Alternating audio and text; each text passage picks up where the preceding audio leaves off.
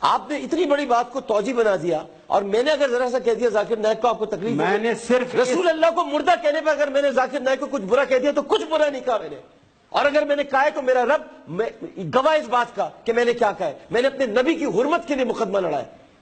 لیکن آپ ڈاکٹر ذاکر، آپ مجھے بھی تو تھوڑی سی اجازت دے دیتے، اتنا سا تو آپ مجھے کرتے۔ میں نے صرف حضرت علی کے مسئلے پر بات کی۔ احمد رضا قاضی صاحب، آپ اس کی میزبانی کریں، جہاں رسول کو مردہ کہا جائے گا اور یہ کہا جائے گا اس کی کہ میں نہیں کر سکتا میزبانی۔ معاف کیجیے گا، ہم بھی چلیں گے۔ ڈاکٹر صاحب پروگرام کو سمیٹ کے جائے۔ جملے کے بعد آپ اپنے باپ کے لیے بھی یہ لفظ استعمال نہیں کر سکتے کہ وہ مر چکا ہے۔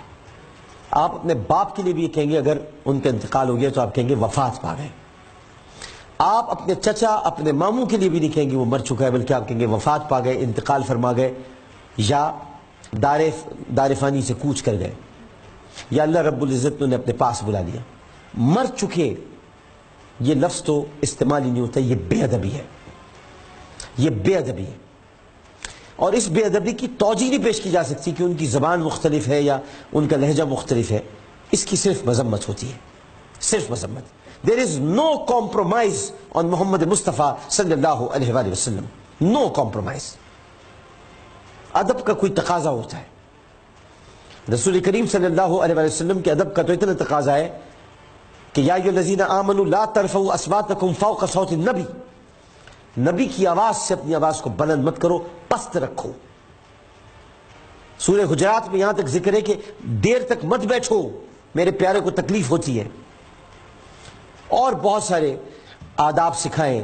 کان تک میں بات کرنے سے پہلے صدقہ دے لیا کرو، سرگوشی کرو تو پہلے صدقہ دے لو، بہت کچھ سکھایا ہے رسول کے ادب کے بارے میں۔ اور اگر رسول کے ادب کے بارے میں کوئی غلط بات کرے گا، میں اسے عالم نہیں کہوں گا، میں اسے ظالم کہوں گا۔ وہ رسول کا ادب نہیں کرتا، جو رسول کا ادب نہیں کرتا وہ عالم کسی صورت میں نہیں ہو سکتا۔ اور اس کے نہ ادب کرنے پر توجیہ پیش کرنا کہ اس نے اس وجہ سے ادب نہیں کیا تھا، اس کی زبان ایسی نہیں تھی یا فلاں نہیں تھا، یہ تو اس سے بھی زیادہ خطرناک بات ہے۔ مسلسل 8 روز سے کوئی نہ کوئی پہلو اٹھ رہا تھا جس کی وجہ سے جھگڑے اور عجیب سا ایک عجیب سی تصویر پوری دنیا میں جاری تھی، اور صرف ان کی وجہ سے۔ میں یہ کہا نبی مر گئے وہ گستاخ ہے، سنا یا نہیں سنا؟ کئی لوگوں پر ہمارے ملکوں میں گستاخ رسول کا پرچہ ہوتا ہی اس جرم پہ ہے، اس نے یہ کہا تھا کہ نبی مر گئے، جو کہے نبی مر گئے وہ گستاخ۔ نعوذ باللہ، قرآن کے بارے میں کیا کہو گے؟ قرآن اللہ کے نبی کی گستاخی کرتا ہے؟ قرآن اعلان کر رہا ہے انک میت وانہم میتون، اے نبی آپ نے بھی مرنا ہے، اور دنیا میں جو بھی آیا ہے وہ مرنے کے لیے آیا ہے۔ وما محمد الا رسول قد خلت من قبلہ الرسل افإن مات، محمد صلی اللہ علیہ وسلم گزرے ہوئے رسولوں کی طرح ایک رسول ہے۔ افإن مات، اگر یہ مر جائے، فوت کا لفظ نہیں، انتقال کا لفظ نہیں، وصال کا لفظ نہیں، موت کا لفظ ہے۔ افإن مات، اگر محمد مر جائے صلی اللہ علیہ وسلم، تو بتائیے قرآن اللہ کے نبی کی گستاخی کر رہا ہے۔ اسی لیے وہ یار لوگ کہتے ہیں جی قرآن کی یہ آیت تو ٹھیک ہے لیکن ہمارے مذہب کے خلاف ہے۔ اور بیوقوف، جس کا مذہب قرآن کے خلاف ہے، قرآن سچا یا مذہب سچا؟ شیطان کا مذہب قرآن کے خلاف ہے، مسلمان کا مذہب قرآن کے مطابق ہوتا ہے۔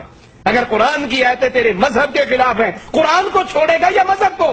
خود بدلتے رہی قرآن کو بدل دیتے ہیں کہ غلامی میں بدل جاتا ہے قوموں کا ضمیر۔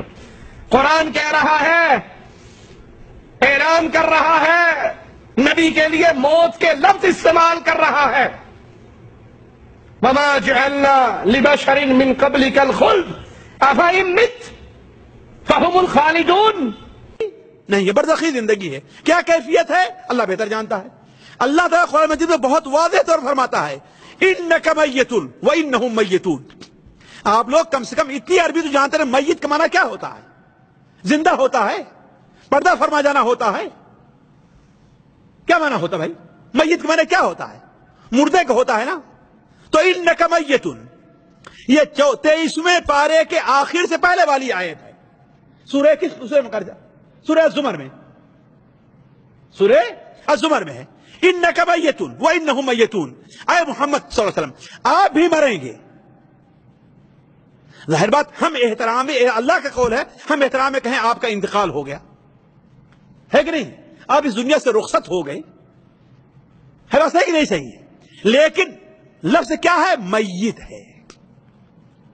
تو کہنے کا مطلب یہ ہے کہ انبیاء علیہ السلام اپنی قبروں میں زندہ ہیں۔ ہم یہ نہیں کہتے کہ وہ زندہ ہیں، کہاں زندہ ہیں؟ اپنی قبروں میں، عالم برزخ، وہ برزخی زندگی ہے۔ اسی لیے ایک کسی صحابی کا صحیح سند سے، ایک صحابی کا بھی واقعہ لا کر کے پیش نہیں کیا جا سکتا کہ وہ آپ صلی اللہ علیہ وسلم کے انتقال کے بعد آپ کی قبر پر آ کر کے آپ کو پکار رہا ہو۔ کس سے بنا لینا تو یہ تو عام آدمی کو، کوئی بھی آدمی کر سکتا ہے، جھوٹی بات بیان کر دینا۔ تو اصل چیز یہ ہے کہ انبیاء علیہ السلام زندہ ہے، لیکن اپنی قبروں میں زندہ ہیں۔ وہ برزخی زندگی ہے، جیسا کہ شہداء کی زندگی ہے برزخی۔ قرآن مجید میں ہے شہداء کے بارے میں، ان لوگوں کو نہ کہو یا بارے میں گمان نہ کرو جو انتقال اللہ کے راستے میں شہید کر دیے گئے ہیں۔ لا تحسبن الذين قتلوا في سبيل الله امواتا بل احياء عند ربهم يرزقون، بلکہ وہ زندہ ہیں، اپنے رب کا انہیں روزی ملتی ہے۔ اگر ان کی زندگی دنیاوی زندگی ہے تو ان کا مال تقسیم نہ ہوتا، ان کی بیویاں ان کے عقد سے باہر نہ جاتی۔ تو عام لوگوں کو، جاہلوں کو دھوکہ دینے کے لیے اس قسم کی حدیثیں پیش کرنا اور اس کا صحیح مفہوم نہ بیان کرنا، یہیں پر گڑبڑی ہوا کرتی ہے۔ تو انبیاء علیہ السلام اپنی قبروں میں زندہ ہیں، ان کی زندگی برزخی ہے، دنیاوی زندگی نہیں ہے۔ تفسیر کا ظاہر بات یہ موقع نہیں ہے، انشاءاللہ اتنا ہی سمجھنے کے لیے